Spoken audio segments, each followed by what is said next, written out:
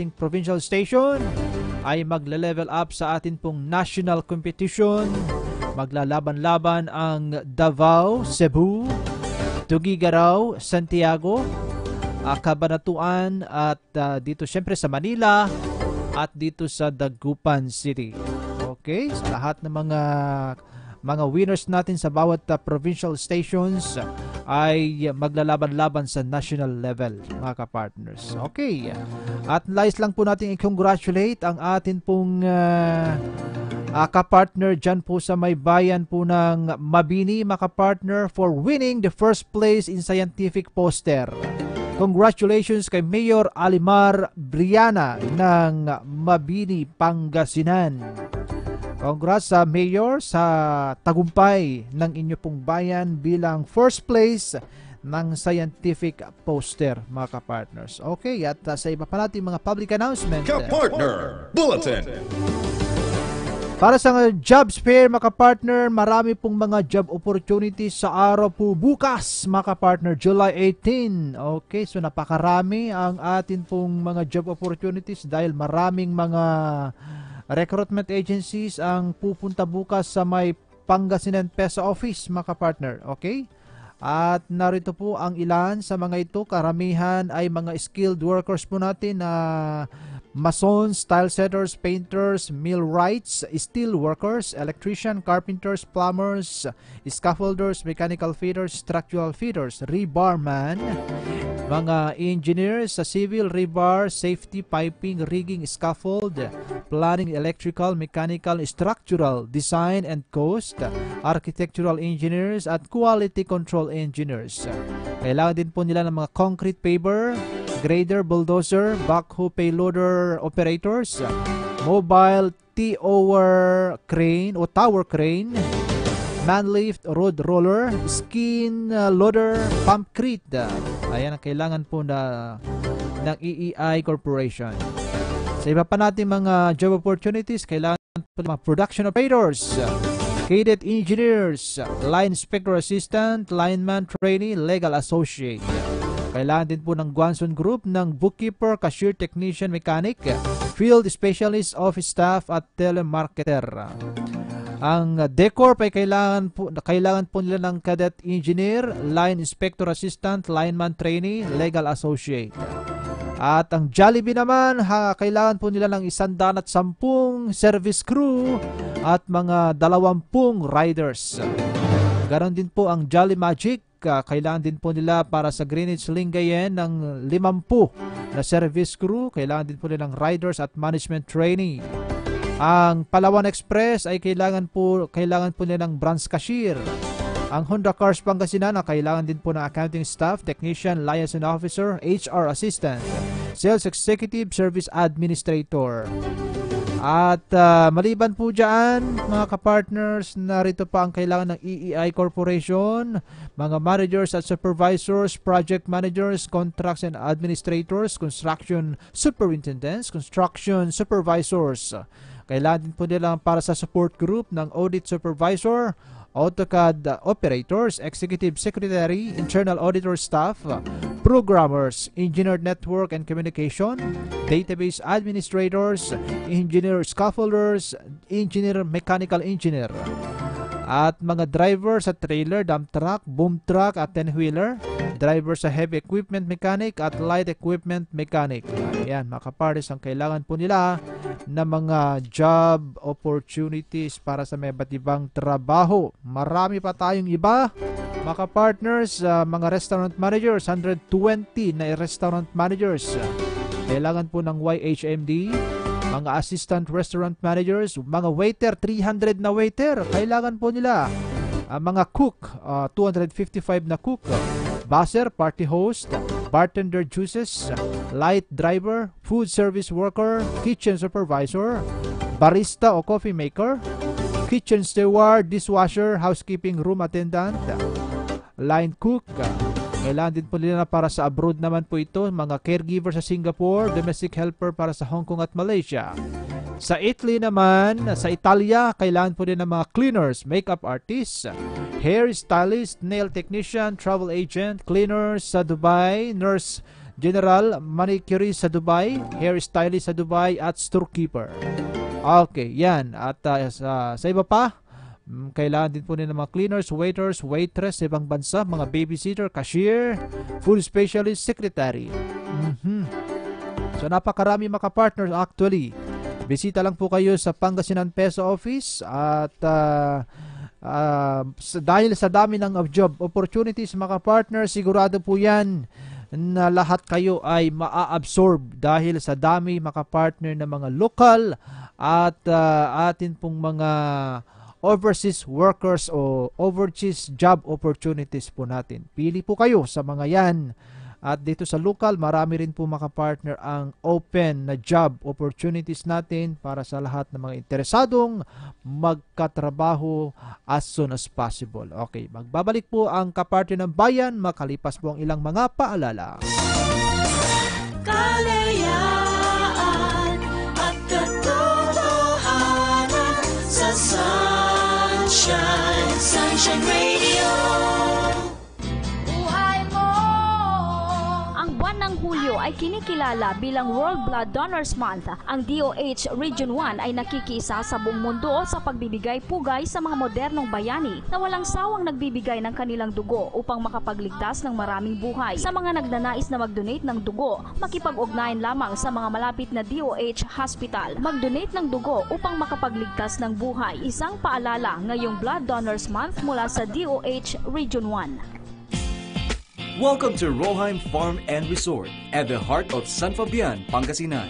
A new perfect place to relax and enjoy. A new place to appreciate nature with soothing ambience and distinctive cuisine.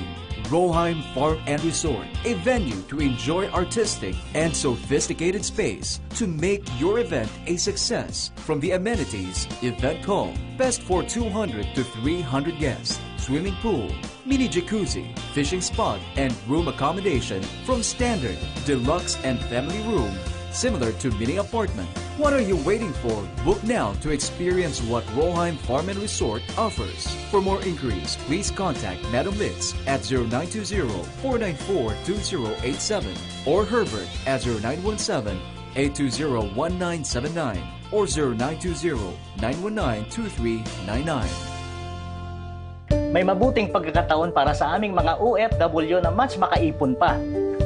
Buti na lang may SSS FlexiFund. Panatag loob ko sa aking ipon. Garantisadong may dagdag kita.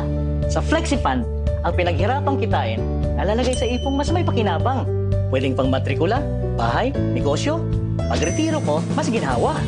Mga kababayan, para sa dagdag ipon, mag-SSS FlexiFund na. Makipag-ugnayan sa SSS tungkol dito. Higit na pinalakas, higit na pinalawak, at higit na pinakikinggan. Sunshine Radio, kapartner mo sa balita at serbisyo. DZRD Dagupan at alternatibong radyo sa buong Pangasinan. Iba sa iba, sa iba, sa iba. Nagbabalik ang mga kapartner ng bayan. Sunshine, serbisyo ko, serbisyo mo. Ngayon, araw-araw na napapanahong impormasyon at pampublikong serbisyo na hatid ng iba't ibang ahensya ng gobyerno, mga iba't ibang institusyon, asosasyon at mga organization. Sunshine, serbisyo ko, serbisyo mo. Ngayon! Oras na po natin mga kapartner sa alas 10:20 na ng umaga. Nakapakabilis ang ating oras mga kapartners. Talagang tumatakbo. Tumatakbo yung ating oras mga partner, kaya't napakahalaga ang ating oras. At sa bawat minuto, kailangan may hatid po natin mga impormasyon na kailangan po ng ating mga kababayan, especially ngayon. Hindi po natin alam kung kailan darating ang kalamidad. Kaya't ngayong buwan mga kapartners, alam nyo po ba na ito'y buwan po ng National Disaster Consciousness Month. Kung kaya't narito po yung ating kapartner mula sa Provincial Disaster Risk Reduction and Management Office ng Pangasinan, na syempre kasama po ang isa sa kanilang MDRRM officer dito po sa Western Pangasinan. Okay, nice po nating i-welcome ang ating palaging very active na pumupunta dito mga kapars. Hindi po nagsasawa talaga at kapartner na po natin yan, sigurado yan. Ang ating forever kapartner, Madam Avelix Sarenas, spokesperson po ng Pdrrmo-Pangasinan. Ma'am, good morning. Welcome po. Good morning, Kapartner Bonji. Good morning, Angel. Good morning, sir. So, nandito ulit kami para magbigay ng informasyon at mga importanteng kaalaman sa ating mga kababayan para sa bayan. Okay, tama. In preparation kung ano man mga kalamidad ang darating. Okay? At syempre, nice din po natin i-welcome si Sir Angelico Ventanilla, ang atin pong batang-batang MPRRM officer ng bayan po ng Bani. Magandang umaga, Sir Angel. Kumusta po kayo? Good morning din po, sir, ma'am. Okay. At ilang taon na po ba kayo, sir? 34 po ako, sir. Okay, batang-bata pa, madam. Kaya't ganito yung mga ating mga officers ngayon, batang-bata, kahit sa mga ibang mga agency, Madam Avenix, ay talagang kinukuha nila yung mga batang-bata dahil mas agresibo ba? Parang ganon. Yes, okay. Totoo yan.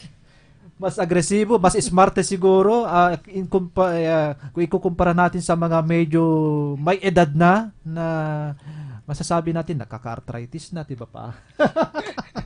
Kaya't nararapat lang syempre na ating piliin yung mga, although sa kaalaman ay masasabi natin na talagang mas may alam yung mga may nakakatanda, pero kung action naman o yung swift action ang pag-usapan ay hindi po natin maihahambing yung kaagresibo ng atin pong mga kabataan ngayon. I think kabataan ka pa or may asawa na, sir? May asawa na po ako, sir. Na. Yes, Okay, sir. at marami ng anak. Dalawa po. Dalawa lang. Yes, sir. Dalawa pa lang po. Okay, at Ma'am Abenex, in preparation po at bilang bahagi pa rin sa atin pong National o Disaster Consciousness Month, ngayong buwan po ng Hulyo, ano po yung nakalatag na activities ngayon ng atin pong probinsya? In coordination o in connection sa atin pong madam, Disaster Consciousness Month. Yes, marami tayong activities, although this year, kapipirma lang yung Executive Order number 29. Okay. Ito yung National Disaster Resilience Month. Okay. Ito yung pinapalitan niya yung Executive Order number 137 na kung saan National Disaster Consciousness Month pa.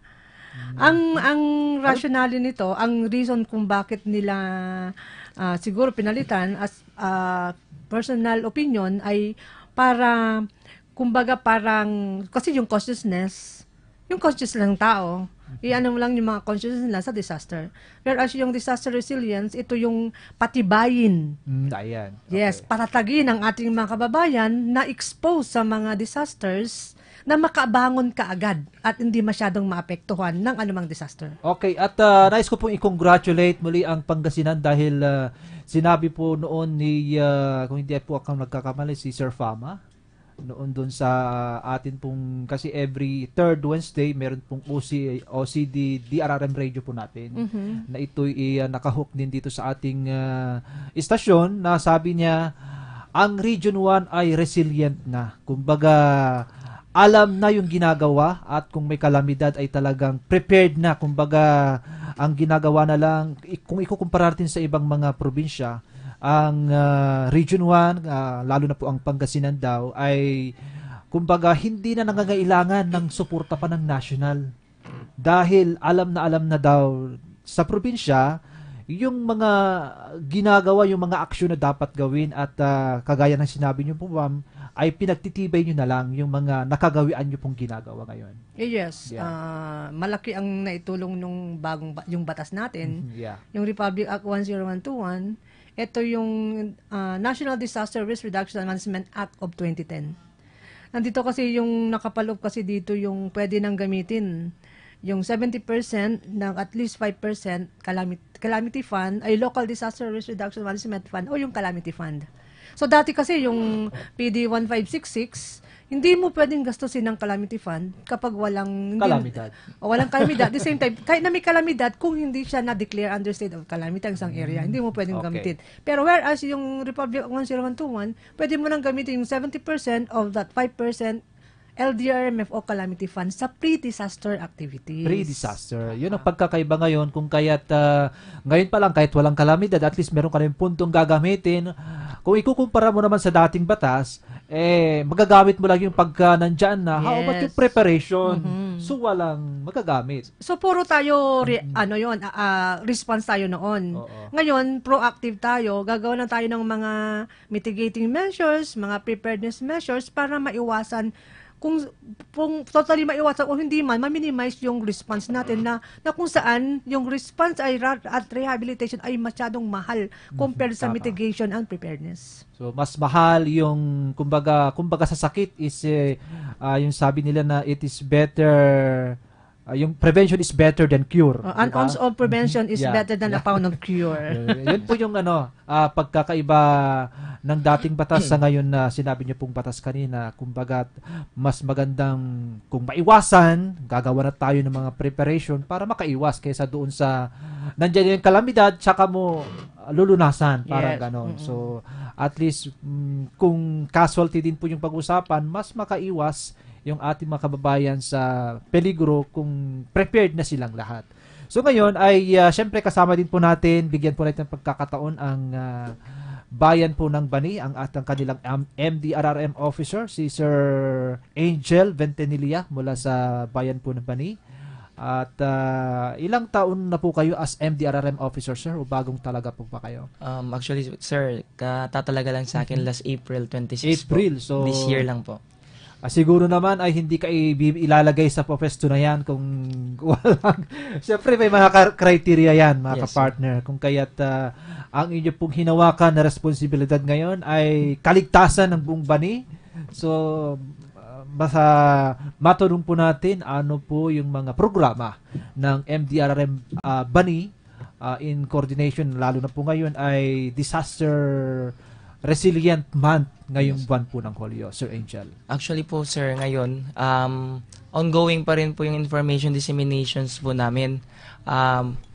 Sa mga barangays po, pinupuntahan po namin lahat po talaga. As in talagang barangay-barangay po kami, although kahit medyo malalayo po yung mga barangays namin. Para number one po sa amin kasi, yung magkaroon ng knowledge talaga, yung mga tao. Kasi kahit na sabihin natin na may mga gamit kami, may mga kagamitan kami, may mga tao kami, if hindi naman alam ng mga tao yung mga proper na gagawin nila, o wala silang tamang kaalaman dun sa mga paparating na mga sakuna, parang useless para sa amin yun. At least number one po talaga is yung knowledge ng mga tao. Tama, para at least kung nandiyan man ang kalamidad, alam nila na makakatulong na sila at mas mapagaan yung trabaho ninyo sa rescue dahil alam na nila yung kanilang ginagawa. Okay. Yes. At tanongin lang po natin, Sir Angel, sa mga nakalipas na mga taon, actually taga-Bani kayo, at least nakita nyo yung history Yes, kung sir. paano ang kalamidad ay dumating po sa inyo. Ano po yung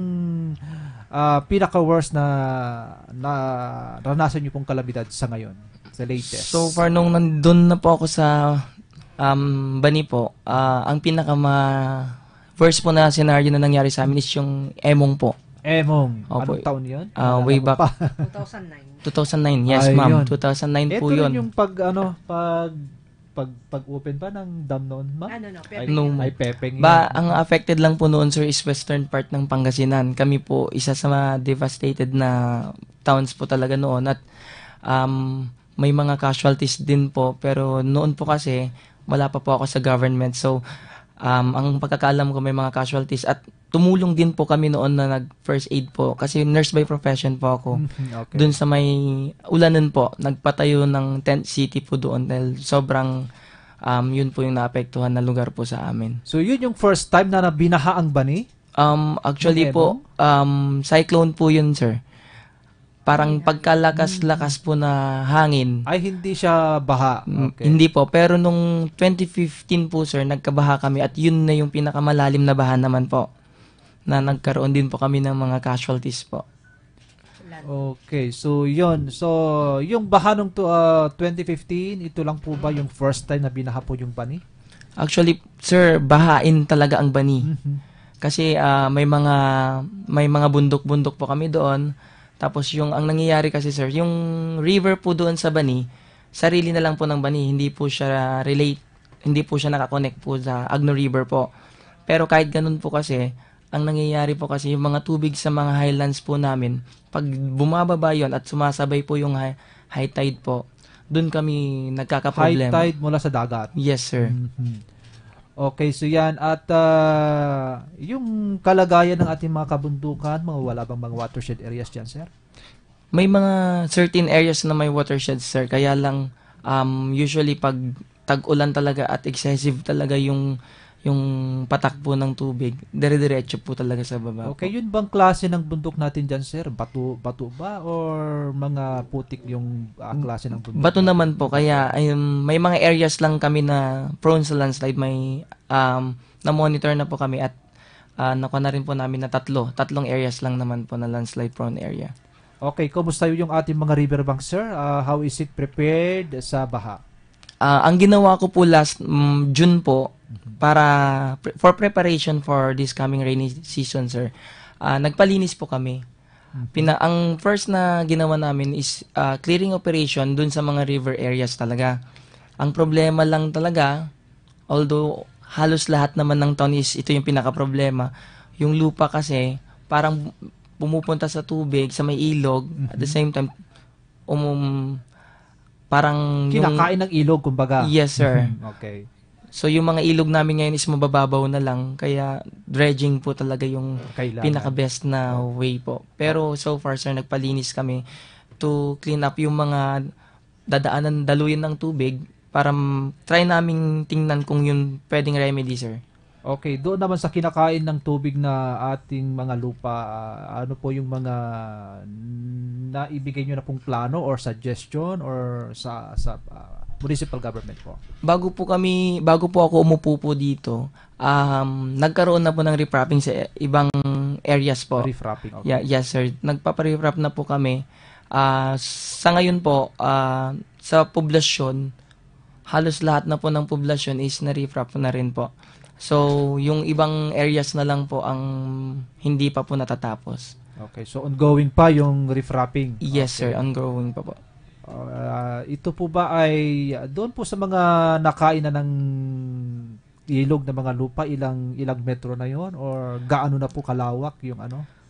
Nung mga tinanong ko po yung mga resident po doon mismo, kasi sila po yung mas nakakaalam po nung kwan, ang sabi po, nasa 1 to 2 meters na po ang niluwang nung Ang kinain na. Yes, may Ilog. mga 1, may 2, hindi po pare-parehas yung sinasabi nila. Pero yun yung usual, 1 to 2 meters na daw po yung kinaluwang ng river po. Okay, at sa dredging po naman, sir, naumpisa na po ba ang dredging natin or wala pa tayong dredging machine dyan? Wala po kaming dredging machine, sir. Kaya lang, sir, may pumunta po last month po kay Mayor at may proposal po sila regarding sa dredging po, pero hindi ko po nakuha yung exact na data po kung paano po So, ito at yung kung kailan. contractor siguro. Yes, siguro, sir. Okay. At syempre, doon po sa nangyaring baha, sir, noong 2015, ilang barangay po yung nabaha doon? Marami po kaming mga tabing ilog po, kung isa-isahin natin mga shampoo. 9 to 10 po talaga yung flooded areas talaga namin. So yung pinanggagalingan ba ng tubig, sir, manggagaling pa ba? Saan ba manggagaling? Sa mga, ito ba'y buhos lang ng ulan or meron pong connection sa ibang probinsya? Kasi po yung mga river areas po namin, parang sarili po namin. Opo. Parang sa town namin, yun yung mga river areas na lang. Wala siyang connection sa ibang Kaya lang po yun ang pinaka-problema po. Yun nga po, pag malakas ang ulan, Ayun. yung mga nasa taas, bababa po lahat. So ito na po yung epekto ng climate change natin, Madam Benix. Buhos lang ng ulan at yan ay binabaha na ang bayan ng Bani. How about more kung meron konektado sa Cordillera, for example, ng mga bayan, dagdag pa yon. So, Ano po yung nakikita nyo pong problema? Bakit binabaha? Doon lang po hindi ba makontain ng dahil ba sa mababaw lang yung ilog or meron pang ibang mga rason, sir? Yun po yung high tide po. Pag sumasabay po, yun yung pinaka-worst na scenario na po na parang yung nangyari po sa amin noong 2015, nagkasabay po talaga. Buhos ng ulan, at the same time nag-high tide. Pero kung minsan din kasi, yung mga tao din, sir, kasi nung nagbago po ako magpa-clearing talaga, as in sobrang dumi po ng ilog. Basura, ayan. Mga basura po talaga. Okay. As in, bulto-bultong basura yung nakukuha namin. Sa mga drainage canal. Yes, sir. Tsaka dun sa mismong ilog, sir. Talagang sobrang dumi po talaga. Okay, so it's high time na ang bawat isa, hindi lang po conscious na siguro sa kalamidad, kundi conscious na din sa kalinisan, solid waste management. Sir Angel, ano po yung mga action plan po ngayon ginagawa natin, sir? Yung pinaka-action plan namin po ngayon is to clear lahat muna ng mga river areas, tsaka yung mga sa mga kanal, nagpapalinis na rin po kami together with yung LGU po talaga. At aside po doon, lahat po ng mga riverine areas po at may mga bahay po, ang ginagawa namin is nag-health teachings kami at nagtuturo din kami kung ano ba yung kagandahan ng tamang pagsesegregate, pagbabasura, wag sa ilog. Tapos sir, yung isa, tinap din po namin yung mga 4-piece po, kung familiar tayo sa 4-piece po. Sa for work nila, yun. Yes, sir. Okay. Ang ginagawa po namin, imbis na mag-lecture sila ng kami po ang nagle-lecture regarding po sa mga disasters, mga hazards na pwedeng mangyari sa lugar nila. So, ang ginagawa po namin, upon assessment po kung ano yung mga possible na pwedeng mangyari sa lugar nila, sa mga baryo, yun po yung idinidiscuss namin na pinapain Every mind sa barangay kanila. po, sir, pumupunta kayo, parang nag-lecture sa barangay hall, ganun po. Yes, sir. So, how far have we gone? Lahat na po ba? So far yung Ang daming trabaho, sir, ano po? Yes, sir, sobra po. So, bilib na bilib nga po ako sa Pdrrmo kasi buong Pangasinan hawak nila. Ako nga po, taon lang, hirap na po. Pero, so far naman, sir, very cooperative naman yung mga nile-lecturean namin. Okay, ano naman po yung suporta na ibinibigay ni Madam Avenix sa inyo with regards sa... Kung suporta din lang ni Ma'am Avenix, wala po akong masabi. As in, alam na yan ni Ma'am. Kung paano sila... On hand sila. Yes po. Okay. Kung kailangan ko po ng training, kaagad-agad, siniset kaagad kasi po usually po, nagpapatrain din po kami talaga para hindi lang po sa mga employee ng mga government po. Mas nag-focus po kami ngayon dun sa mga volunteer groups po dun sa town po namin. Okay, how well established yung ating mga volunteer groups na trained sa disaster po? So far, sir, mayroon akong 120 na trained na sa BLS, tsaka Basic Life Support, tsaka Standard First Aid po. Through the help pa rin po ng Pdrrmo po. Tapos nagpa-WASAR train din po kami. Mayroon din po kaming na-train po na 24 po. So 124, so marami na yan. At ito po ba ay distributed sa lahat ng barangay o sa mga disaster prone lang, sir, na ano? Lahat po ng barangay, pantay-pantay po yan. Pero nagbibigay po kami ng mas maraming tao na matitrain dun sa mga affected areas po talaga. Sa mga prone talaga. Yes, ng sir. kalamidad. Pero lahat po ng barangay, pantay-pantay po. Nilagyan po namin, nag-train po kami lahat. Okay, at yun naman pong organization sa Barangay Disaster Group sa bawat barangay, ito na po ba established na rin po, sir? Yes, sir. So, sa mga barangay naman, well, cooperative naman na yung mga kapitan ngayon. Not like before na nung kararating ko po na parang siguro nakakuan din sila sa akin kasi bata nga po. Pero so far ngayon, okay naman na po. Okay, kahit na mga matatanda tinuturuan na natin, syempre. Yun ang Yes. role natin. Dapat talagang ganun po talaga. So, when it comes to leadership naman ay hindi po tinitingnan yung edad, kundi yung kakayahan ng isang tao. Di po Yes, ba, Ma'am Avenix? definitely. Okay, at in connection pa rin sa atin pong disaster resilient month, sir, meron po ba kayong mga nakalatag na mga activities ngayon sa Bani? Yung plinan na po namin tapos na-aprobahan na rin naman po ni Mayor, kakandak ulit po kami ng basic life support at standard first aid po. Pero sa mga teachers naman po ngayon. Okay. Kasi po ang napansin ko po, nag-earthquake drill kami every now and then. Kaya lang po yung sa school kasi, sobrang layo kasi ng mga barangay po namin. At every barangay may mga schools. Ang problema po namin, pag once na nilindol po, hindi namin kaagad-agad mapupuntahan lahat ng schools kung during school day po nangyari yon. Kaya ang sinabi ko po kay Mayor po na kung pwede, magti-train po kami ng every school, isa sa high school, isa sa elementary na 2 teacher ang matitrain po namin sa every school po. Mas maganda siguro, pati bata na yung pinakamatanda doon, grade 6 siguro, ang kasama sa training para at least sila yung the eldest doon ay makakasama, especially sa mga student officers siguro. Nakalatag na rin po kami dun, sir. Kasama mga pa sila, student po na sa mga Supreme Government Councils po. Yep. 2 din po ang kukunin namin, pero hindi pa namin nasasabi kila Ma'am Avinix kasi yung mga teachers pa lang po ang unahin namin. Yun po yung balak namin. 2 estudyante rin po na leader, either president or vice president nila. Tapos sila din po yung ititrain po namin. Ititrain para magtitrain din sa kanilang mga kaklase. Yes, sir. Ayun. So at least mula dun sa pinaka core nila o pinaka head nila ng disaster sa school ay i-disseminate nila ngayon. Yes, sir. So ito po ba sa bayan, sir, sa lahat ng eskwelahan, or ano po yung plano niyo po, sir? Ang plan po namin, sir, is dun na lang po sa bayan. Lahat ng mga teachers po, papupuntahin namin yung 2 representative po nila. Okay, maganda po yan. Sa town na lang po para minsanan na lang po. Pero ang plan po namin is hindi po namin ma-accommodate yung 90 plus po na teacher. Kaya ang gagawin po namin is hati po. Hati, para at least yung Para pagtuturo ay talagang on hand din na maituturo, kasi kung maramihan nga naman, isa-isa, lalo kung skill yung pinag-usapan natin, Madam Avenix, ay kung pinapakinggan po lang nila yung theory at wala yung talagang Practical, actual na scenario, ay mahirap po talaga. Yes, sir. Okay, when it comes naman sa, syempre na-train po sila, gaano tayo kumbaga, yung skill nila ay masubukan, kasi kung skill lang, walang actual na nangyayari, baka naman magkakaiba kasi yung actual sa sa training, di po ba, sir? So yung balak naman po namin dun, sir, kasi nagplan na rin kami ng mga schools po. Isasabay po namin dun sa earthquake tsaka fire drill po, kasi pinagsasabay namin para minsanan po.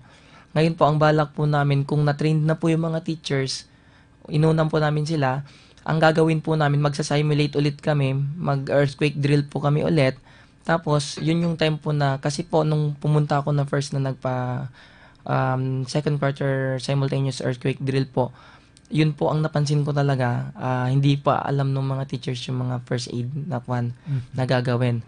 So, itong third quarter po, pag kunwaring nakapag-train na po sila, sir, mas maganda na dun nila mapapractice yung matututunan po nila.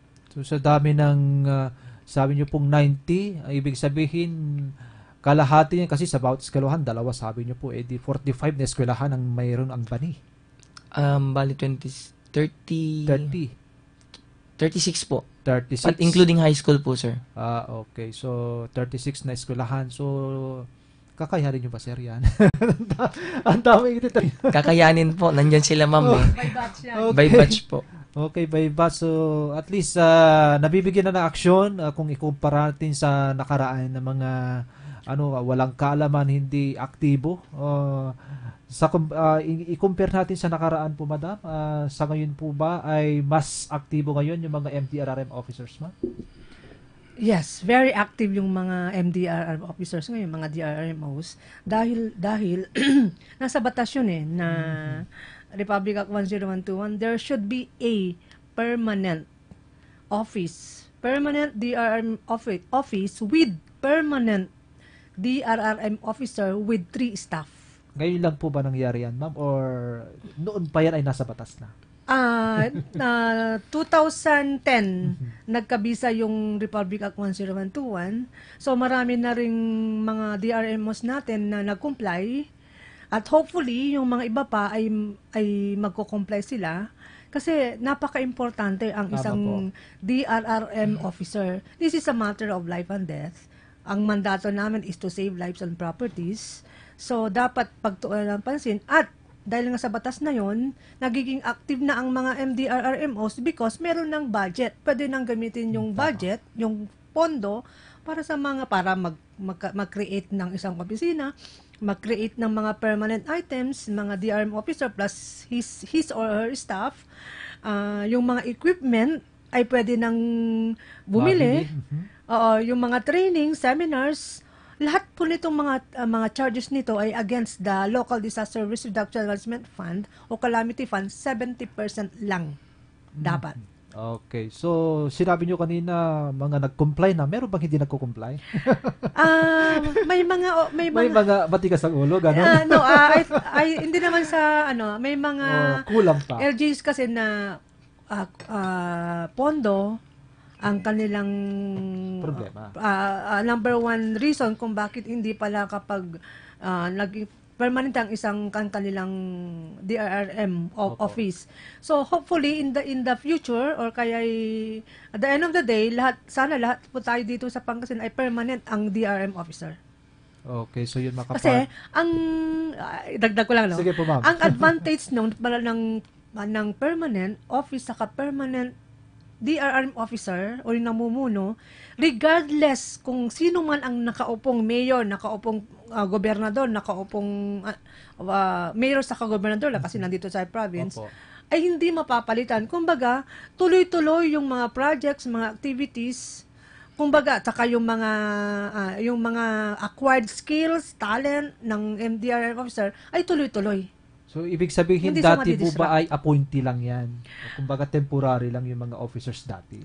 Kasi pag hindi permanent ng isang opisina at walang permanent na officer, kapag next administration, kung hindi niya kabalahibo, I'm sorry for the former. Hindi may kakaila yung political color. Mapapalitan. Sayang naman yung mga trainings niya, seminars, mga skills na nakuha niya, mga knowledge on DRRM, kung mapapalitan siya, panibago na naman. So another seminars, trainings na mag-undergo na naman siya. So mati-disrupt yung activity. Tama po. Kasi minsan, naalala ko noong nagbigay ako ng mga letter para sa mga MDRRM, sa kagaya ng manawag noon is, yung agriculture officer namin, ang aming MDRRM. So, dalawang posisyon ang meron siya. Concurrent. But it's not advisable. Although okay lang naman, pero hindi niya kaya. Gusto ko lang i-inform ang lahat ng ating mga listeners na hindi po kami pang disaster lang. Actually, mas lalong marami kaming trabaho kapag walang disaster dahil ang pinututukan na namin pansin yung mga mitigation, preparedness na kung saan napaka-wide yan. Kasi ang response, magbigay ka ng relief, mag-rescue ka, rehabilitate, i-rehabilitate mo lang yung damage. Pero yung disaster sa mitigation, yun yung napaka-importante at maraming nakapaloob. Mas maraming trabaho doon. Prepare mo, ihahanda mo yung lahat ng tao. Maraming programs, projects, activities na nakapaloob sa mitigation at preparedness. Okay. Yan ang, at least nabigyan mo ako ng hint, ma'am, kung saan ako sa mga preparations, mitigation, kagaya ng sinabi ni Sir Angel kanina, dahil sa basura, kung bakit nagkakabaha. At dahil sa mga ibang, sabi niya, although mayroon pong watershed doon, na mga kabundukan ay siguro kulang parang yung mga tanim doon. So ano yung mga mitigation measures naman ang tatanungin ko, Sir Angel? Sa mga kwan naman, sir. Bago ko sagutin yon. Okay. In addition lang po, ay gusto ko lang din po i-emphasize din po na tanggalin po nila sa isip nila yung nga sa sinabi ni Ma'am Avinix kasi ma'am na ay MDRRMO ka, walang trabaho kapag hindi umuulan. Ayan, Parang ang sakit pong pakinggan din sa part po namin yun. Kung kasi walang kalamidad, parang wala ka nang ginagawa. Yes sir, yun po yung connotation sa amin. Hindi nila napapansin na halos hindi na mga po kami nag-i-stay sa office po. Nasa field po talaga. Kaya parang napaka ah, unfair sa part namin na ginajudge kami na wala kaming ginagawa Okay, during mga tag-ulan. So, at least klinaro yun ni Ma'am Avinix. So, At least kung sa akin naman ang maririnig ko, challenge na lang para sa akin. Ye- Challenge na. yes sir, yun na rin Challenge, po okay. yung ginagawa ko. Sa Okay. kwan naman po, may mga projects po kami na tree planting po. Tapos Ayan. para ma-prevent din po namin yung soil erosion din po. Nagtatanim po kami ng mga anong tawag doon? Yung mga trees po na para dun sa ilog. Mangrove, tama po. Kasi meron po kami tinatawag na mangrove area sa Bani po. Yung Bang Green po, talagang ilang hectares po yun. Ngayon po, ang ginagawa na po namin ngayon, together with the LGU po talaga, tsaka sa DAR po, ay sa MAU po. Nagtatanim na po kami lahat po ng space po, ng ilog doon sa amin. Kasi po, pagpapasemento po, ipaparefraff po namin po yun, makakagasto kami na malaki. Hindi kakayanin po ng budget namin. So, Okay. ang naisip namin is, nagtatanim po talaga kami ng mangrove po. Talagang lahat po ng spaces po dun sa ilog para maiwasan namin yung soil erosion na malalong madagdagan sa may ilog. Nagtatanim po kami talaga. Tapos mga tree planting activities po, napakarami din po. Okay, so sa mga kabundukan, sir, ay ilan pa yung mga kailangan pag matamnan?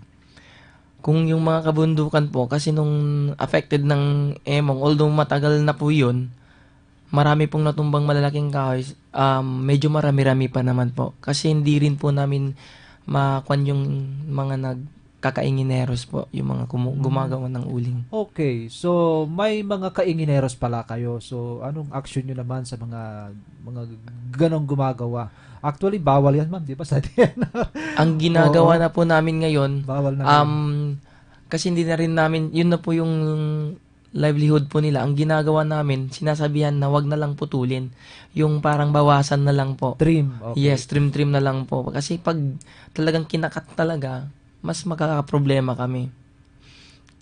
Okay, doon po sa part na yun, sir, kung sakaling kasi kabuhayan po nila yan, meron ba kayong mga mai-offer sa kanila na ibang kabuhayan maliban doon? Yes, sir.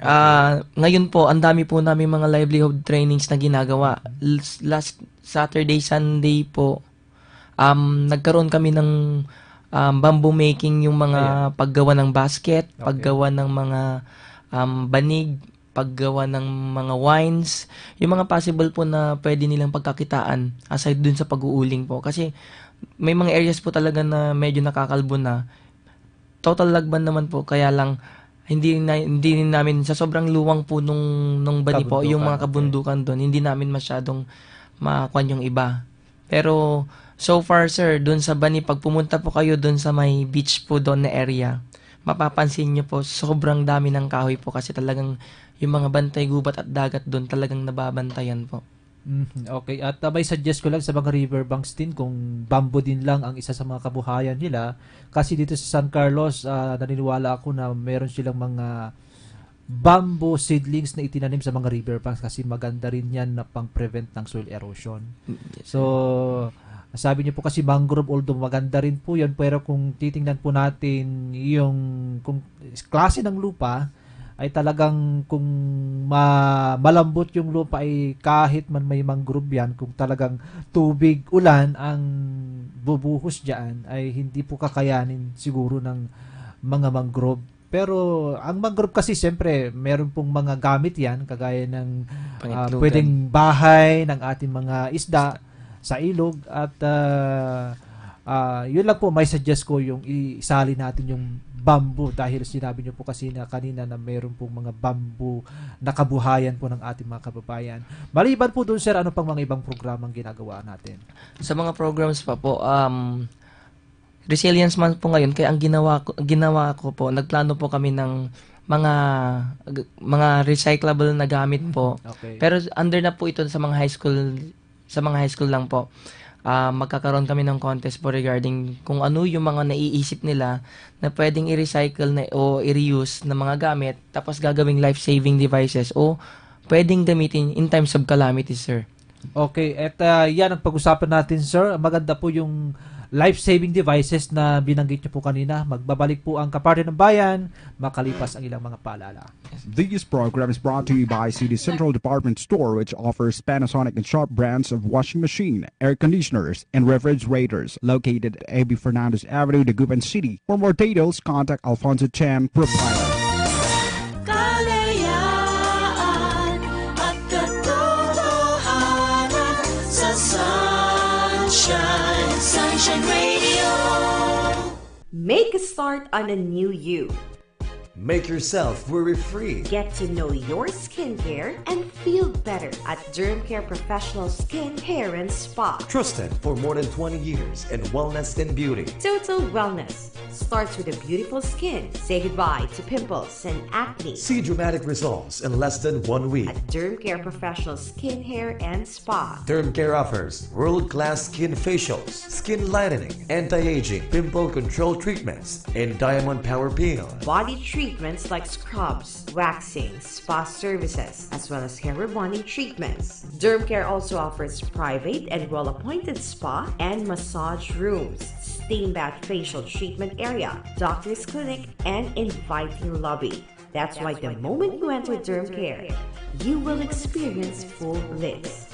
Please visit us at Alaminos, Dagupan Plaza, Nepo Mall, Robinsons Calasiao, San Carlos, SM Baguio, SM Rosales, and Magic Mall, Urdaneta. For inquiry, please contact or text cell phone numbers 0922-812-6329 and look for Miss Roxanne Austria. Dermcare, your dream care. We care the way you want it. Laging handa sa anumang sakuna. We Shine 981. Hoy, kapartner ka. Mga ilang paraan upang maiwasan ang pagbaha. Tumulong sa paglinis ng kapaligiran. Huwag magtapon ng basura sa kanal, imburnal, stero at ibang daluyan ng tubig. Ugaliing magtanim ng puno sa kabundukan at tabing dagat upang makatulong sa lupa sa kanyang kakayahang sumipsip ng tubig. Basta may kaalaman, we shine! Ang boses ni Mayor Noel Anthony Hislani ng Bayan ng Malasiki. Basta may paghahanda, we shine! Laging handa sa anumang sakuna. We Shine 981. Hoy, kapartner ka. Mga paalalang pangkaligtasan kung may kidlat.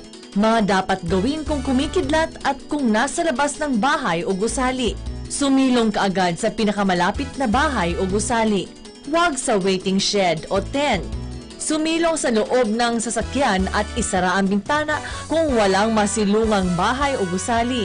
Huwag hawakan ang metal na bahagi ng sasakyan, radyo o anumang dikuryenteng bagay sa loob ng sasakyan. Ang mensaheng ito ay hatid sa inyo ni Mayor Susan Casareno ng Bayan ng Rosales, Pangasinan. Basta may kahandaan, we shine. Tunghayan at damhin ang kakaibang saya na dulot ng mayamang kalikasan sa kanlurang bahagi ng Pangasinan. Primero Distrito. Tahanan ng pambihirang yaman at biyaya ng kalikasan. Ang 100 Islands ng Alaminos, waterfalls at white beaches ng Bulinaw, Kakupangan Cave sa Mabini, Umbrella Rocks ng Agno, Kabungawan Beach sa Burgos, Surip Beach ng Bani, Tambomong Beach ng Dasur, ang Cove of Sual, Tondol Beach ng Anda, Balke Island Beach Resort ng Infanta, at ang pinakalumang simbahan sa buong Luzon na matatagpuan sa Bulinaw. Mga magagandang tanawin, masasarap na pagkain at mainit na pagtanggap na dito lamang mararanasan sa Primero Distrito. Primero Distrito. Kakaibang karanasan, kakaibang kasiyahan. Halina sa Primero Distrito at maging primero sa aming puso. Isang paanyaya mula kay Congressman Jesus Boyeng Celeste.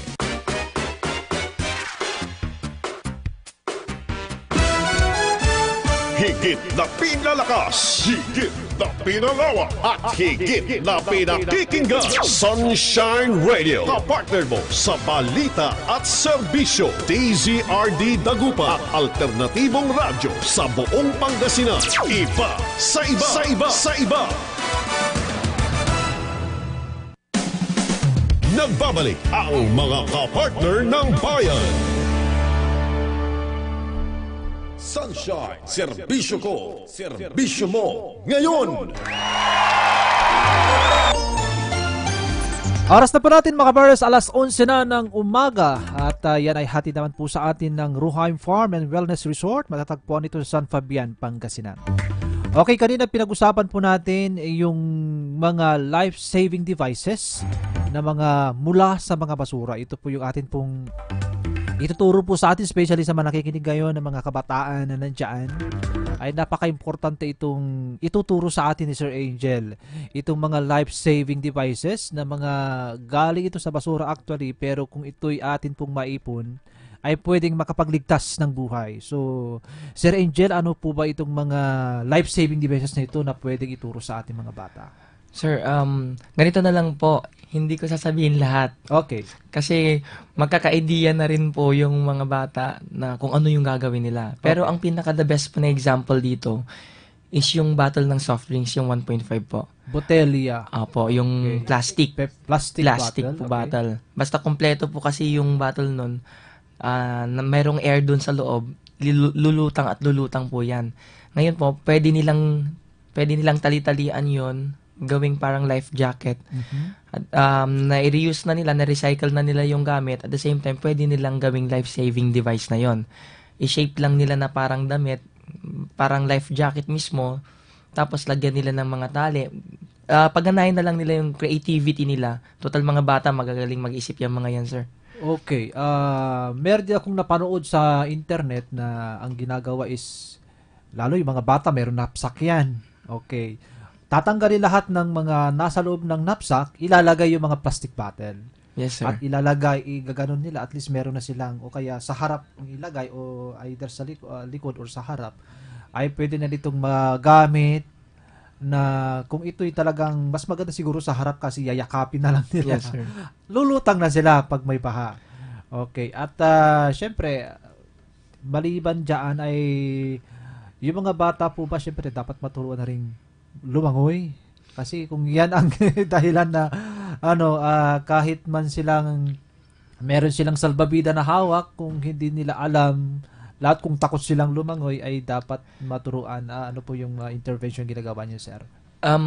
Hindi pa po kasi namin kaya magpa-train po ng mga bata. Okay. Maganda po sana, di ba sir, sa States nga po, mga bata pa lang yung mga yan, marunong ng lumangoy. Dapat turuan na ang gagaling na po nila. magulang. So, ang mga drowning incident po doon parang sobrang layo sa atin. Kasi sa atin po, usually talagang hindi marunong lumangoy karamihan.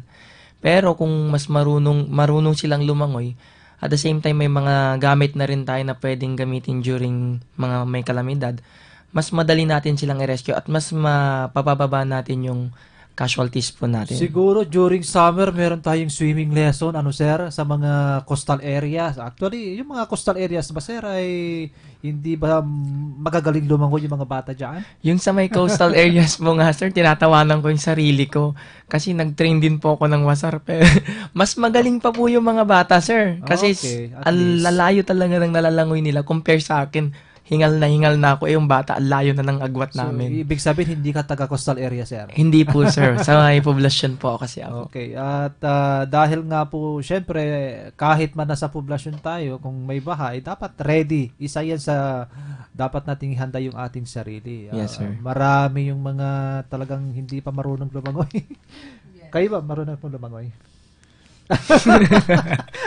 Tinatanong siya. Yung Felix, at least yung mga kalaman ay dapat marunong tayo, at least hindi po natin alam, baka mangyari ulit yung panahon ni Noah. Yes. Hindi naman natin dinadalangin, pero ayan, at least ready po tayo sa bawat panahon. Ayan, mga partners. At maliban po dun sa mga plastic bottles, meron pa ba kayong mga ibang mga diskarte when it comes to ganyan na pwedeng gawin na life-saving device? Yung pinaka-kwan dyan, sir, kung alam mo yung interior ng sasakyan. Interior, ayan. Yung interior po, yung ginagawang salbabida po. Okay. Pwede po naman yun. Kaya lang hindi siya pasok sa kwan po namin na yung mga recyclable po. Okay. Maliban dyan, ayoko na rin sanang magpan din para magka-idea din muna yung mga bata. Kasi kung sasabihin natin, ay alam na namin yung ganun na rin ang gagawin. At least mas maganda malaman nila na yung mga ganong mga bagay at least makapaghanda, kung meron man yung actual na kalamidad na Yes, yan, sir. alam na nila. So, pwede namang ituro na at syempre, Sabagay, yung sir. proper na paggamit. Baka doon din sila madisgrasya kung hindi proper yung paggamit Yes, sir. nila. So, yun lang po yung atin pong ituturo siguro. Okay, at maliban po dun, sir, mga programa pa when it comes to mitigation, nandyan, sinabi niyo po, papaano niyo po namumonitor, sir, lalo po sa basura na sinasabi po ninyo, meron po bang solid mga garbage collector sa ating bayan, sir? Meron, sir, kaya lang Bawat yung barangay po ba meron na po? yung mga malalayong lugar po talaga, yung hindi araw-araw na napupuntahan, yun yung nagkakaproblema po talaga kami, sa totoo lang po. Kasi ang ginagawa nila, parang yung nung Wednesday po last week na pumunta pa si Ma'am Avinix po doon, mayroon po kaming parang island barangay. Yeah. Wherein yung kabilang part niya, ilog, sa kabilang part niya, Dagat. asinan po. Asinan. So, pag bumabaha po talaga doon, yung community po na yun, yung para sitio po kasi siya. Okay. Talagang isolated po kasi, sir. Kaya ang ginawa namin, pumunta po kami doon ng grupo ko. Nagkaroon kami ng evacuation plan na rin po doon, sir. Kasi talagang bumaha, talagang kabilaan, talagang parang floating island sila, parang ganun po, sir. Okay. So, gumawa kami ng evacuation plan. Sinabi namin sa kanila, tinuruan namin sila kung saan sila pwedeng pumunta. At the same time, nagpa-earthquake drill na rin po kami noon. Kasi may school po doon na maliit. Grade 1 to 6 lang po yun. Okay, elementary lang. Okay. Yes, sir. Sa evacuation naman po, sir, ano po, meron pa po ba kayong mga naitayo na evacuation building po doon? Sa mga, lalo po sa isla na tinawag po ninyo. Maliban doon sa eskwelahan, sir. Yung evacuation po doon mismo, yung sa church po, may chapel po doon na medyo malaki din. Yun na lang yung ginawa namin. Kasi po parang private lot po kasi yon. Ngayon po sa sobrang dami ng mga empleyado po doon sa lugar na yon, parang nagkaroon na ng isang komunidad. Sa sobrang dami ng mga empleyado ng mga gumagawa po ng asin. Asin, okay. Yes, sir. So, yung may-ari po, nagpatayo ng chapel, nagpatayo na rin ng, yung school po sa DepEd po. Ngayon po, yung mga ibang barangays naman po, may mga designated po na evacuation center po. Every barangay po, mayroon silang evacuation center. Ngayon po, ang ongoing naman po yung evacuation center namin na medyo mas malaki sa may poblasyon po. Why not gawin kaya yung eskwelahan na maging 3-story para pag bumaha at least doon sila sa taas? Yun na nga din po ang na-assess namin doon sa Island Barangay na po yun. Kasi ang mga bahay po talaga, since mga workers lang din sila, wala po kaming nakitang 2-story na building po doon. Yun nga po. Yun yung pinaka main problem po. At yung pinaka mataas na lang na pwede nilang puntahan talaga, sir, is yung chapel at saka yung lalagyan ng bodega ng asin. Yan. Kasya ba sila doon? Yun ang tanong. So far, pag yung bodega po, sir, ng asin, talagang malaki din po. Mm-hmm. Kahit na lahat sila doon, pwede, sir.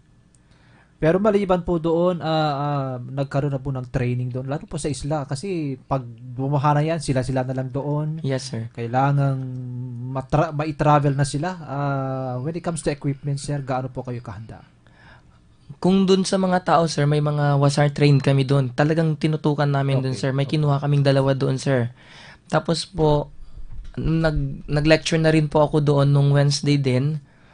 Kaya lang po, pag sa mga gamit po talaga, kung kunwari yung mga sasakyan, wala po kasi, bangka lang po talaga ang pwedeng Pero marami silang bangka doon. Marami, sir. Malalaki din talaga yung mga bangka nila. Kasi meron silang magagamit na... pero kung sakali naman ay malakas ang agos, doon naman ang problema. Motorized ba yung bangka nila? Yes, sir. Mga malalaki talaga kasi pinaglalagyan ng similya ng bangus tsaka asin. Mm-hmm. So, yun ang kabuhay nila doon. Bangus, asin. Yes, sir. At syempre, pangingisda. Mm-hmm. Maliban po doon, sir, sa poblasyon po naman, ano po yung mga when it comes sa basura, kasi yan din po ang isa sa atin pong tinitingnan na maaring doon sa poblasyon ay mapaha dahil po doon. Sa monitoring po ninyo, gaano na po kaayos yung atin pong ano. Kung i-compare po nung previous years po talaga, kasi dati kolekta lang ng kolekta, hindi na segregate po. Ngayon po, ang ginawa na po ng munisipyo, pag hindi nag-segregate po, hindi nila kukolektahin. Tapos po may technology po na galing po dito sa may La Union, na kami po yung parang pilot area po nila, na nagustuhan din po ng mga nag-assess sa amin sa SGLG. Yung basura po, may garbage in a box. Ganun po yung tema nung garbage in a box. May box po doon, ilalagay doon yung basura. Anong klase ng basura, sir? Lahat-lahat, sir, pwede niyang wag lang yung mga bakal, ganun, sir. Sinusunog niya. Ang kagandahan lang po nung technology na yon, sinusunog siya, pero hindi po siya nag-i-emit ng carbon monoxide. Wala siyang usok. Wala po siyang usok. Ang kagandahan pa po nun, yung product na lumalabas doon, yung pwedeng gawing pong LPG. Methane. Methane, tama po, sir. Tapos, at the same time, may mga langis na rin po na nahulog, yun na rin po. Yung machine po mismo ang nagpapaapoy sa kanya is langis po. Used oil po. Kaya yung mga used oil din na supposedly tatapon na, yun yung ginagather ng mga tao na nila doon, tapos yun yung nilalagay. So walang nasasayang, sir. So, ito po ay meron ng ganun ang bani. Yes, sir. Okay, so ibig sabihin, yung mga basura instead na ilalagay sa dump site, doon na po na ilalagay. Yes, sir. So, ilang yung equipment natin ganito, sir? Iisa pa lang kasi, sir, yung ganun. At yung kaya niya ng maghapon, parang 3 to 4 po na salangan. Salangan. Yes, sir. So, kulang pa sigurado. Kulang pa, sir. So, pero ongoing naman na po yung segregation po talaga. So far, yung mga nandun na lang po na mga basura, yung mga nilalagay po doon. Pero environment friendly po talaga. Ang ganda po. So, sana ito'y ma-magnify o ma-multiply itong ganitong mga equipment. Ma-replicate. At galing sa La Union, kanino po technology? Nakalimutan ko po yung certain person na nagpan po doon. Engineer po yata. Ang kagandahan lang po, yung mga galing sa Visayas part ata yun, sir. May pumunta sa amin at nagustuhan nila yung technology. Ang arrangement yata doon, kasi hindi ko naman po masyadong kabisado yun. Doon itatayo sa amin, pero pag may nag-order yata, parang sila yung at least na napapakita nila yung produkto nila, sir. Okay, so yan. At ito'y pwede nating mai-suggest, mai-propose sa lahat ng kasi isa rin po sa kuwan ng disaster is basura talaga. Yeah. So marami, especially hindi ko may kakaila dito sa Dugupan, andyan pa rin yung ating dump site, open dump site na talagang pinagbabawal na nga, nandyan pa rin. Kasi pag dumadaan tayo dyan, naamoy talaga. So very unpleasant yung mga naamin natin dahil nga po dun sa basura. Sa pamilihan po natin, sir, gaano na po kaayos yung ating mga basura, especially sa palengke? Very strict po ngayon yung supervisor po namin doon. Kaya ngayon, basta kung i-compare po noon, malayo po, sir, talaga. Tsaka ngayon kasi, nagiging aware na rin po yung mga taga-bani kung ano ba yung may dudulot ng mga pagtatapon-tapon nila ng basura, sir. At least sa iba pang mga tawag nito, kasi kung basura pag-usapan, yung mga recyclable, sir, sa mga doon lang ba lahat sa para at least mabawasan din, kasi yung mga naitatapon ng mga recyclables kagaya ng mga balat ng chichirya ay pwedeng gamitin, kung gugupitin yan, pwedeng gamitin unan o kaya kasyo o cushion o doon sa bahay. Ito po ba'y naituturo po rin sa mga kababayan po natin? Actually po, nung high school po ako, nag-project din po ako ng ganyan. Kaya ang ginawa ko po dati, para kaming basurero po talaga na pupunta dun sa may basurahan, mamumulot kami. Sa school yun, sir. Opo. Ang gagawin lang po namin, huhugasan namin yung mga plastic na mga candy, mga chichirya, tapos gugunting-guntingin talaga po namin ng pino para nga po yun maging parang unan po siya. Okay. So ito ba'y tuloy-tuloy ba yung ganitong gawain, or noon lang, minsan lang na nagka-project kayo? Sana'y, ayun nga po, kung bakit ituro sa atin ito, para may idea at ito ituloy-tuloy sana. Yes, sir. Noon, sir, sa amin, every year talagang gumagawa kami ng unan na ganito, isa sa'yo, isa isang estudyante, isa talaga. Ngayon, sir, parang hindi ko po napapansin na gumagawa sila. Ito lang ang may suggest natin siguro na ituloy-tuloy para at least kung mababawasan ang mapupunta doon sa makina ninyo, at least makukontain niya at lahat ay mababawasan kung ano man yung kakulangan doon na equipment kung kulang pa. Di po ba? Okay. Yes, sir. At sa mga equipment niyo, sir, gaano na po o pwede pong malaman yung inventory ng mga equipments natin na pang-disaster po? Kung sa equipment, sir, may mga kulang pa naman po kasi hindi naman po namin kaagad-agad na mabibili lahat, mapapurchase po lahat. So, ang ginawa po namin, sir, yung pinaka-importante na kailangan po namin, yun po yung mga inuna po namin. Okay, so yan. At ilan na po, ano ang mga yun, sir? Ang number 1 po, since bahain po ang bani, mga flotation ring po, mga life jacket, bumili din po yung munisipyo namin ng rubber boat. Tapos may binigay din po. Ilang rubber boat ang meron na po kayo, sir? Isa po, sir. Isa, okay. Lalot coastal area din po kami. Tapos sa may Pdrrmo po, nagpairam po sila sa amin ng isang flat boat po. For rescue. Baka pwedeng hingin na lang, hindi na lang hiram? Ay, parang sa amin na rin, sir. Kasi doon na siya nakastay. Actually, sir, after 3 years sa kanilang nila kinuha po. Ang ganda pa po nung ginawa ng Pdrrmo. Kasi kinuha nila at ibinalik kasi ang sabi po namin for maintenance repair. Ibig sabihin po, sila pa po ang nagpaayos nung nung flatboat na binigay sa amin. Dapat bigay na talaga, hindi na ipapahiram. Okay. At syempre, lahat ay naipoprovide naman, pero ito po ay sa inyo pong, sa tingin nyo po, sir, ano pa yung makikita nyo pong kulang when it comes to disaster preparedness, sir, sa inyo pong lugar?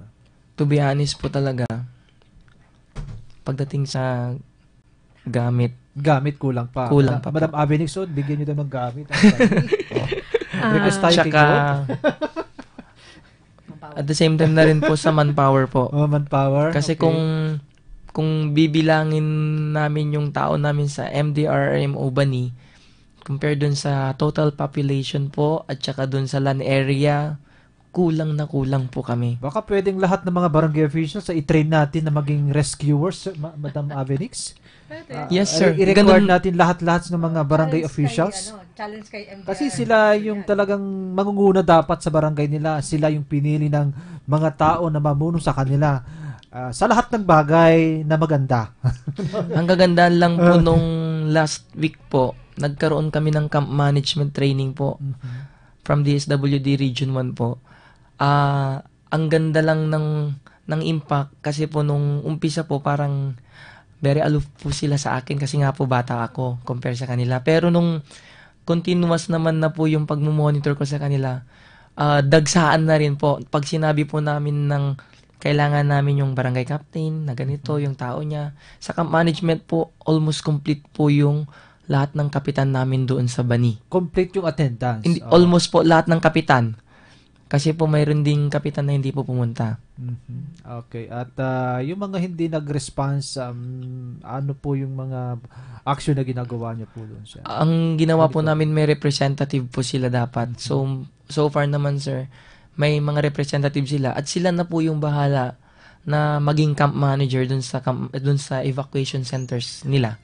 Per barangay po. Per barangay. So, yes, sir. Yan, at least mula dun sa grassroots ay talagang magkaroon dapat ng disaster officer. Meron po ba, sir? Yes, sir. Meron po. Barangay units? Meron po, sir. At may nakadesignate na rin po sila mga tao po, sir. So, sa reporting po naman, sir, papaano po ninyo nakukuha? Kasi, before kayo mag-report sa probinsya is kakuha ninyo po yung report din ng mga barangay. Yung response po ng atin po mga disaster officers sa barangay po. Papaano nyo ito namumonitor at kulang pa ba yung kanilang response or para at least ito kasi kung ma-assess po na hindi sila nag-comply sa mga report ay baka pwedeng puntahan, ganun po. Ganito po kasi yun, sir. Kung sa reporting nung mga iba, okay naman. Pero yung iba kasi, pipilitin mo pa silang, ito po yung totoo. Baka sabihin nila na kung hindi mo pa sila piliting magbigay ng report, hindi po sila magbibigay. Pero nung lately naman sir, mas majority na po, konting-konti na lang po yung hindi nagbibigay talaga ng report din. Baka kailangan ng reward system sir ang kailangan nila. Yun din po yung sinabi ng mayor namin. Bigyan natin ng reward. Kasi sa mga Yun din leadership style, madam, ay parang karamihan sa mga tao ay mahilig sa reward system. Ito yun po. Pero sir, mas maganda, wag in-form ng money, huwag doon. Kasi oo.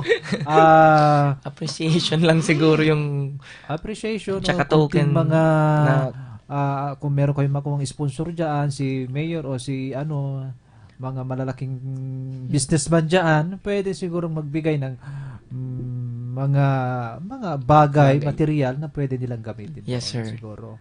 Idagdag ko lang yung kahalagahan ng reporting. Kasi kapag walang report, ang official report manggagaling sa amin. Yun ang ino-honor ng OCD. So, kapag hindi nag-report ang isang barangay na mayroong damages sa kanilang lugar at hindi siya nakuha ng MDRRM officer, ang office ang magbibigay sa amin, definitely pag 0-0. Tapos sa habol yan na ay meron kaming damages, hindi siya makakakuha ng assistance kasi in the first place hindi siya nag-report. Okay, so yan. Nangyari na ito noon na nag-declare ang isang area under state of calamity, walang report na natanggap ang opisina, kaya nahirapan yung mga constituents nila na mag-avail, lalong-lalo na yung calamity loan. So it took time, pero at the end of the day, nakakuha din sila kasi pero meron na silang mabagal na dahil sa walang report. Oo. Yeah. Nag-submit sila ng report. That's the time naging official yung yung naging okay na mag-avail yung mga constituent. At the same time, pwede silang manghingi ng assistance sa upper management. Ganon yung kahalagahan ng report sa bawat barangay. Dahil kung walang report, wala silang makukuhang tulong. Yes, definitely. Kahit man na at least doon kasi sa report ay makikita mo doon kung ano pang kulang, kailangan namin na ganito, di ba? Yun ang content ng report doon, kung bakit nagre-report ay para ma-inventory mo kung ano pa yung kulang na kailangan nilang makuha, either ito skills man o kagamitan. Kasi kung wala naman yan, wala ka namang hihingin, may re-request doon na wala silang hinihingi, kumbaga, dahil sa report. Okay. Na i-re-echo ko na rin po yan kasi nung June po, sa PDRRM din po, nagkaroon kami ng mentoring po. Diniscuss po nila doon yung mga dapat gagawin during reporting po. Naipakon ko na rin po yan sa mga barangay officials, kaya sigurado ngayon po, magre-report na rin po sila talaga kasi yun nga po, ayun ang kagandahan po. Although bago nga po ako dito sa na to, nandyan po yung PDRRMO po talaga na tumutulong sa amin kung may kailangan. So, yung mentoring na tinuruan kami ng mga dapat reporting at mga dapat gawin dun, sir, na-relay na rin namin, na-re-echo na rin namin dun sa mga barangay officials po. So, most probably, mas maganda na po yung reporting na mangyayari po ngayon. Okay. Maganda na po yung, at least, ganyan po yung nangyayari sana sa lahat ng mga DRRM na ay ganito po yung gagawin kasi ito po yung concern ng bawat isa sa lahat sa katagumpayan po kasi ng disaster preparedness ay nasa mga opisyalis din po yung problema doon kung hindi sila tumutugon doon sa kailangang guideline ng nakakataas. Yes. Okay, ma'am. Okay, at dahil kunti na po yung ating oras, napakabilis ang 1.5 oras na pagtalakay po natin, at least marami tayong naibigay na impormasyon na ituro sa ating mga kababayan. Especially ngayon, hindi po natin alam kung kailan bubuhos ang ulan, kailan ang kalamidad, pero mas magandang handa po tayo. Okay, dahil po wala na tayong oras, ma'am, at unahin po natin si Ma'am Abelix para mabigyan tayo ng paalala at mga payo. Lalo po ngayon, disaster consciousness, disaster resilient month po tayo ngayon. Okay. Yes, yung tanong mo kanina, Kapartner Benji, na yung mga activities namin for this NDRM, more on barangay, grassroots ang aming activities, yung ligtas at aktibong pamayanan, isusunod namin ang Bani. Tapos meron din kaming mga barangay, more on barangay kami kasi ang pinaka-reason noon, ang Barangay Disaster Risk Reduction and Management Committee ay sila ang sila ang frontliners, sila ang nakakaalam, sila ang unang magre-responde bago ang munisipyo sa probinsya. So dapat at their level, alam na nila kung paano yung mag-mitigate, prepared, mag-responde para ma-save yung mandato natin na lives and properties. So, in behalf, sa ngalan po ng ating mahal na gobernador at PDRRMC chairman na si Honorable Amado Pogi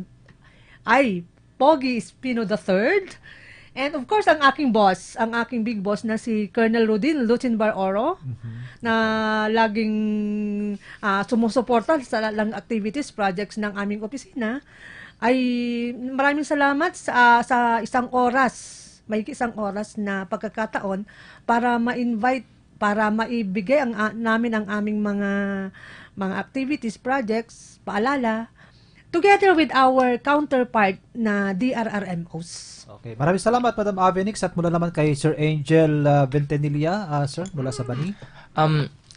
Ang masasabi ko lang po, magte-thank you po muna ako. Thank you sa PDRRMO sa pag-invite sa amin dito, tsaka sa inyo, sir. First, gusto ko lang po kasing sabihin sa lahat ng mga listeners po natin, yung pinaka-umpisa po ng pagbabago, kung kailangan po natin ng total na pagbabago, is mag-uumpisa po sa sarili natin. Tama. Kasi yung sarili na lang natin, dito na natin mapapakita na kailangan at kaya nating magbago through ourselves muna. Hindi yung ipapaasa natin lahat-lahat sa barangay, sa munisipyo, sa province natin, hindi. Nevertheless, ang mangyayari dyan, mas magiging successful yung mga changes na gagawin natin kung mag-uumpisa sa sarili po natin. Thank you po. Okay, maraming salamat Sir Angel Ventanilla. Maraming salamat po. Mabuhay po kayo. Okay, yan po ating pakikipagpanayam kay Sir Angelico S. Ventanilla, ang ating pong napaka-aktibong, napakabatang MDRRM officer po ng Bayan ng Bani. Regards po kay Mayora Gwen. Okay, Mayora Gwen Palafox. Ang ating pong napaka-aktibo rin pong Mayora po natin dyan sa may Bayan po ng Bani, together with his Vice Mayor, Madam Filipina. Ano pong first name niya, sir? Filipina Rivera, ayan. At palagi po yung ating reporter dyan, si Sir Roger, na pupunta dyan sa Bayan po ng Bani. At syempre, nakasama din po natin ang ating pong spokesperson ng Pdrrmo ng Pangasinan, Madam Avenix Arenas. Maraming salamat sa inyo pong pagpunta at sa patuloy na pagbibigay po ninyong impormasyon. Ito yung napaka-importanteng bagay para sa ating mga kababayan, especially ngayong buwan po ng Disaster Resilience Month po natin ng buwan ng Hulyo. At sa ngalan po ng ating nakasama sa Technical Engineer Rosita Bautista, kasama ang ating OJT. Andyan din po si Sir. Anong pangalan ni Sir? Driver natin, ma'am? Makoy Beltran. Makoy, anyan pala, buhay pala si Makoy. Si Sir Makoy Beltran, maraming salamat po sa inyo pong pagpunta po dito. Ako naman po ang inyong kapartner, Benji Lagasot, siyempre sa pamamahala pa rin ng ating station manager Roger Codnita at sa buong patnubay ng ating pong chairman ng Sunshine Media Network International, Pastor Apollo Sigibuloy. Maraming salamat at magandang araw po sa ating lahat. Inyong napakinggan ang Kapartner ng Bayan. Muling samahan sa ganito ring oras at himpilan mula Lunes hanggang Biyernes. Maraming